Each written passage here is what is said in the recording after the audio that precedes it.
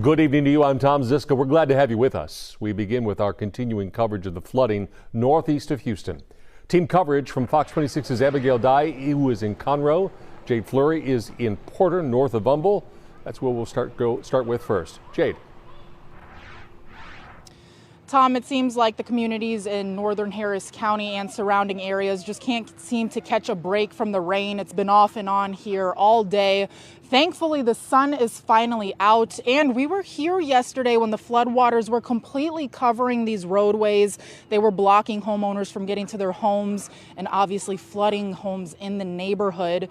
Since then, those floodwaters have receded, but keep in mind the ground out here is still very moist, and it's so moist that we even got our own news unit stuck in the mud earlier today. Thankfully, a Good Samaritan was able to tow us out.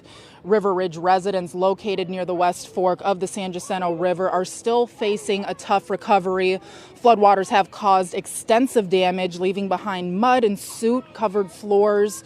Add in the heat and humidity with the dampness, and homes are beginning to smell like kind of a mildew or staleness.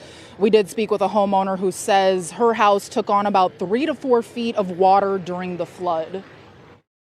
So my kitchen table sat here, and we, tried to save it. We put it up on the countertop, and you could see our drawers here under the countertop are completely full of water. So the water got at least this high. Now, that homeowner that we spoke with estimates that the damage in her house is about $200,000 to $300,000. Thankfully, she says she does have flood insurance. I know we also have Fox 26's Abigail Dye in Conroe. Abigail, can you tell us what you're seeing out there?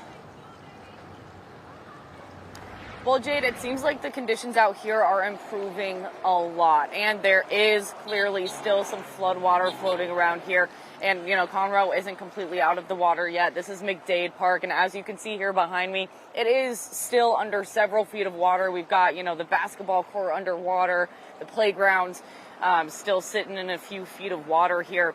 But these low-lying plains are really the only places that are seeing a lot of flood water right now. All of this water, as you can see, if you look at my boots here, it has a very strong current. This water is flowing from the Conroe Dam south to some of the places that you're closer to, Jade.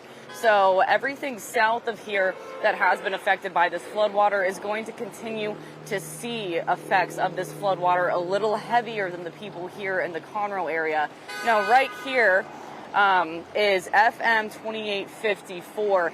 This roadway was underwater just a few days ago. About a mile stretch of it was underwater, and you could not get through in your vehicle. And so, just to put that in perspective, that's how much better this flood situation is getting here. We see, several feet of water gone from just the past couple of days. And conditions here are expected to improve as they are south of here. But like I said, the people south of here are looking at things just a bit worse than the conditions we're seeing here. A battalion chief of the Montgomery Fire Department, Rusty Griffith, tells us that they expect things to just continue to improve if the rain continues to hold off. So here in northwest Montgomery County, the Montgomery area, we are, still not quite in the state of normal, but I would say for us, our really only impacts are our low-lying floodway areas and more of the rural parts of our district. Lake Conroe is less than a foot above its normal pool, so we cover a lot of the west part of Lake Conroe, and all of that's pretty close to normal at this point. So really for us, our only impacts now is more agricultural land in the low-lying parts of our district. So at this point, all of the roadways, the major roadways, are back open. And like I said, this water flowing to those southern parts of the county and then into Harris County will probably head that way and bring you some updates at Fox 26 News at 9 on what we're seeing out there. For now, live in Conroe, Abigail Dye, Fox 26 News.